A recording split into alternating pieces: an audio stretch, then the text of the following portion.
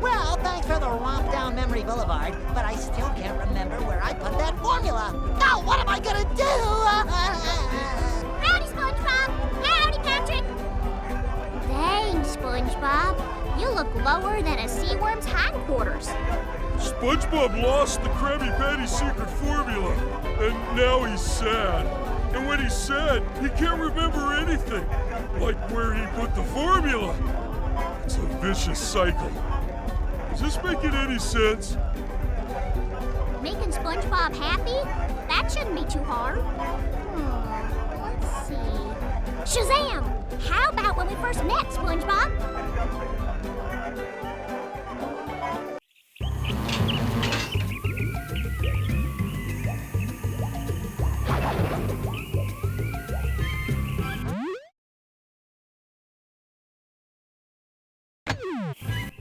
So we got our second attack, the Spin Slap.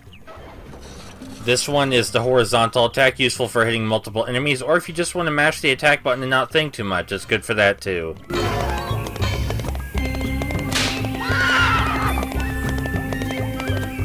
Yee-haw! This is more fun than feeding a hoot to my nanny! This seems like a perfect opportunity to test out that new attack. As was already said, it's useful for attacking multiple enemies. Very satisfying as well, as if the ton of happiness tokens wasn't already satisfying by itself. I mean, it's pretty obvious the sheer amount of happiness tokens you get from doing everything is meant to increase the level of satisfaction you get from playing the game. The timers in this game are going to be incredibly lenient for a very long time. They will eventually get less so, but you can see we have plenty of time to goof around right here. I'm not entirely sure what this background is supposed to be in SpongeBob's memories, by the way. It's obviously not the exact place he met Sandy. It looks more like the forest he got lost in with the magic conch shell. Most of the levels have a mix of influences in their visual design, but I'm not so sure about what this one's going for.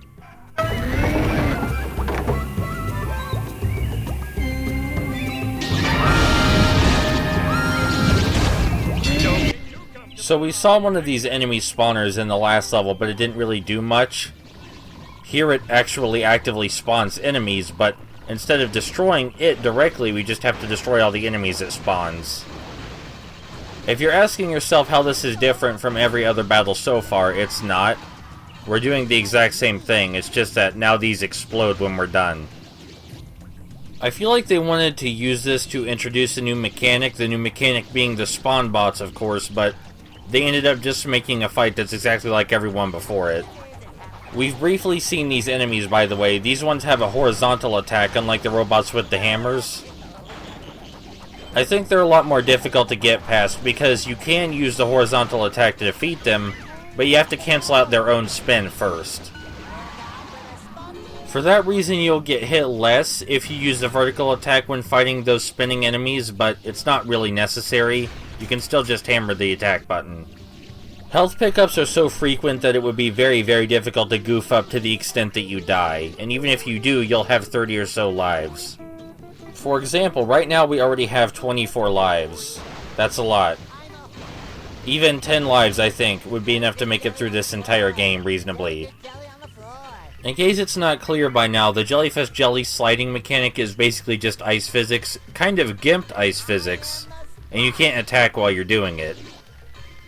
It's mostly used in conjunction with various hazards, because it's more difficult to get around them while your tongue is sliding. Which really, that's the only thing I could think to use it for.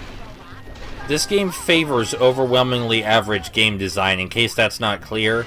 There's not really anything wrong with that, because a lot of the show's personality helps pick up the slack.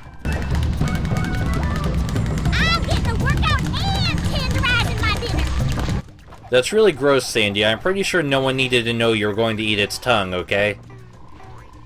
Oh look, it's my favorite power-up. I say sarcastically. So our horizontal attack also translates to Buff SpongeBob. And this time Buff SpongeBob even gets a new mechanical purpose. He has to turn all three of those wheels over there at the same time, using his extra buff spin attack. Now, getting all 3 wheels to turn simultaneously is no problem, but getting them to turn in a way that the game agrees with is a bit more difficult.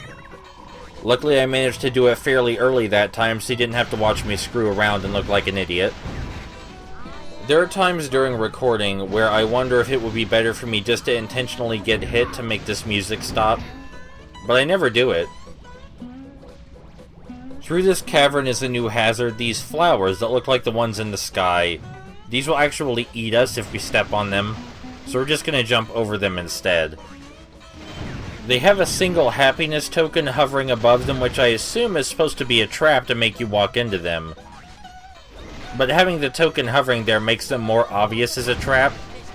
And not only that, but you get happiness tokens in such large numbers.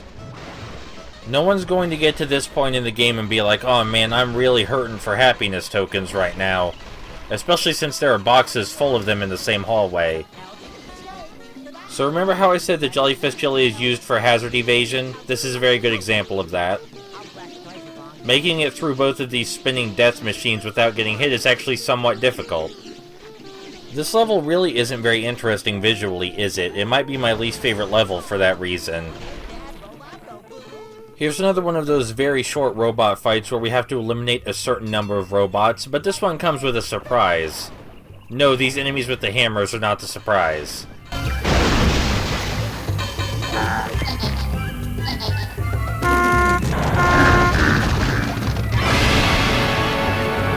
So there are bigger versions of the hammer and spinning robots like this fellow.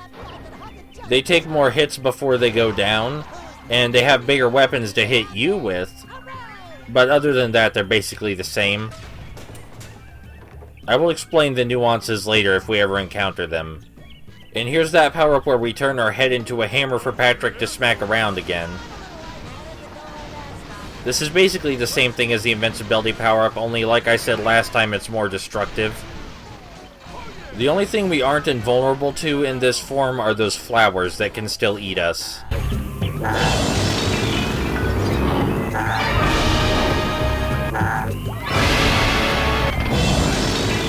Inexplicably, the spawn bots that were just established in this level have now been replaced with outhouses. And the enemies in this room will infinitely spawn. We have to press these buttons to destroy the outhouses and stop them from spawning. This is really not any different from spawn bots that, you know, don't blow up automatically.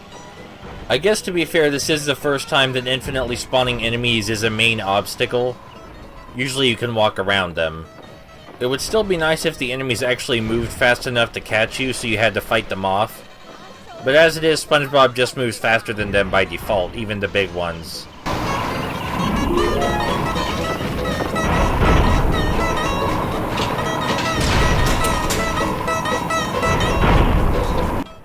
And now we can briefly get rid of this music in favor of another tune from the show. I think this one is preferable because it does not play nearly as long and it is not nearly as loud. This is the first time where completely goofing off during the timer might be a bad idea. You can actually end up with only 8 or so seconds left at the very end. That's really, really close. Man, I was so scared I wasn't going to make it. I'm poking fun now, but the timers in later levels do actually get kind of harrowing. Need some help there, Sandy? Looks like you could use a little help with that. Aside from that little gag, there's nothing in this cavern. Just some crates to smash and a few more enemies. We do get a new game mechanic after we're done, though. You know, I guess there's something I should appreciate about this upcoming gimmick, the way it interacts with something that we've already been introduced to, instead of just introducing them both simultaneously. Go pretty soon. Please hold it, Plankton. Please. And now the inevitable crash. The Sandy power-up is like the Patrick and Invincibility power-ups in that it deals damage to enemies and makes you invincible. But this is also the only one capable of destroying the flowers. Anyway, the only reason we really needed that power-up was to clear a path up here, so we don't need to destroy even a majority of the flowers. I mean, you get extra happiness tokens if you destroy the rest of the flowers, but do you really need those? I mean, you get a lot of happiness tokens, and you can really only buy health upgrades and costumes. And the only costumes worth buying are SpongeBob, since you see the other characters only very briefly. Anyway, we're very near the end of the level now, which definitely felt a lot longer than it was. In spite of it not looking very pretty, it did introduce a lot of new stuff for us to play with.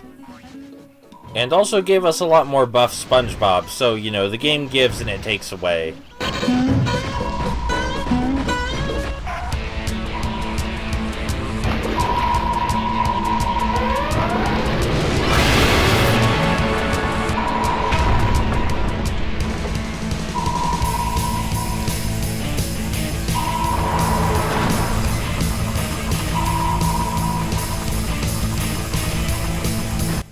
Welcome to the first mini-boss with music from SpongeBob the movie game.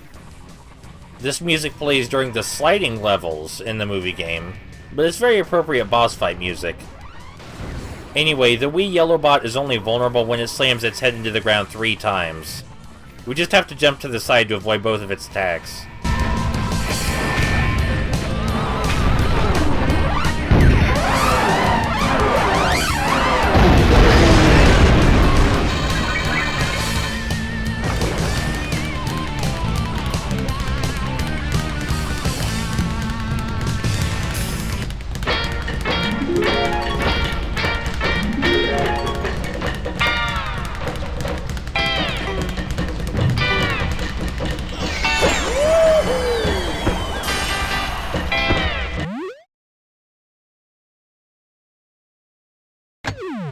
Allow me to introduce myself, my good lady rodent. My name is SpongeBob Reginald Squarepants Esquire Jr. III.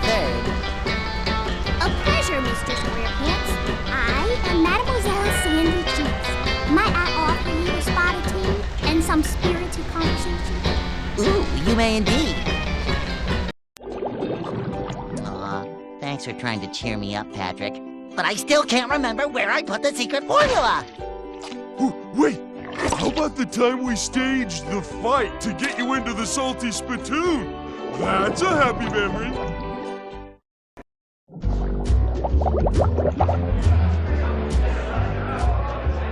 Aw, Patrick, this is cheering me up. Bah! Remember what I said? You're going down, Tubby.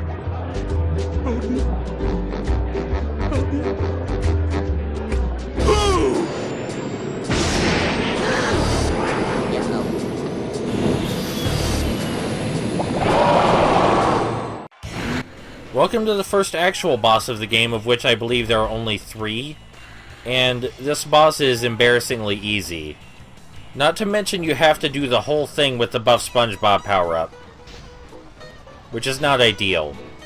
Robot Patrick becomes vulnerable after he stops spinning. You have to lower his pants and then hit him in the butt. And you just do this 3 times. After you deal enough damage, he flies away to land on something and spawn some minions. But he comes back very shortly just to use the same attack again. Honestly, fighting the minions is more difficult than actually fighting Robot Patrick. Again, a little bit embarrassing, and I'm not sure where that box went. Blame the Havoc physics engine. So the only other gimmick Robot Patrick has is that he floods the arena with either ice or jellyfish jelly. Both of these do the same thing, the difference being that you can actually jump on ice. And they don't affect the flow of the battle at all. They don't make it more difficult or easier to fight Patrick. They do nothing. It's like when you're playing Sengoku Basara and they fill the whole arena with fog, and you know the fog doesn't do anything. You're not gonna fool me into thinking it does. He's gotta have a weakness.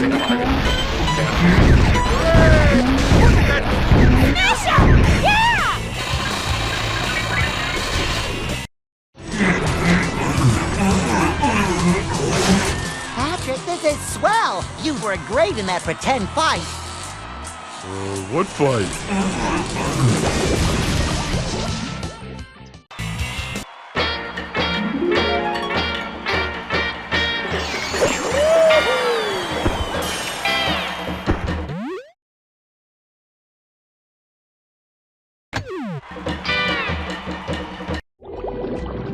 feel the happiness bubbling up. Ah!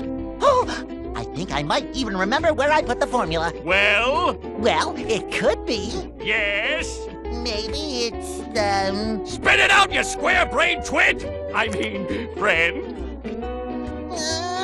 I don't remember where it is yet. No, maybe I really am a weenie. Mr. Krabs is gonna fire me twice. Don't worry, SpongeBob. We'll make you so happy you'll remember the Alamo. I smell jelly. You guys are the best friends a depressed sponge could ever have. Let's make me happy!